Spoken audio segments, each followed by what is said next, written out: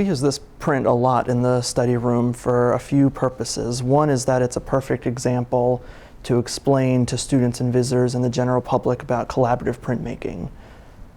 This print is by the artist Tauba Auerbach, but it was made in collaboration with the printers Paulson and Renee Bott at Paulson Bott Press in Berkeley, California.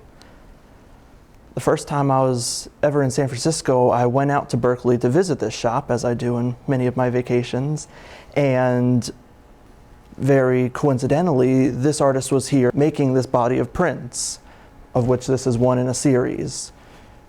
The thing that really gets me about this is that the technique and the process is perfectly wed with the conceptual basis of the work.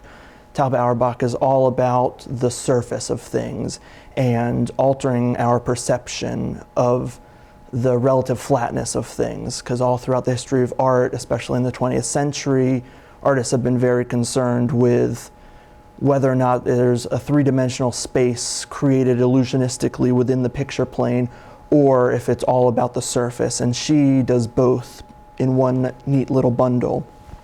Her practice in painting, which she's well known for, is folding canvas or paper and leaving those lines, those ridges, and through the process of airbrushing at different angles gets these very low relief paintings. This is one point where you would think, oh, an etching, there's no way to fold an etching, but the master printers at Paulson Bott were able to translate her process, her working method, into printmaking. So while you can't fold an entire etching plate, you can fold copper foil, which is what they did here. The master printers found a very thin copper foil, which the artist was able to scrunch up. And then they were able to aquatint it, which is a tonal process in printmaking where you can get these beautiful transitions between light and dark. The plate was etched in acid, still crumpled, so that when the thin copper foil was flattened, these peaks and valleys remained.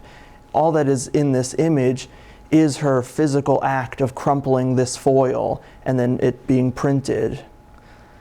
Printmaking many times gets the bad rap that it's very labor-intensive and very time-consuming, and that the result is very far from the original artist's intentions or real work or all these other kind of misnomers. And this is one where the artist's process and methodology is seamlessly translated between media.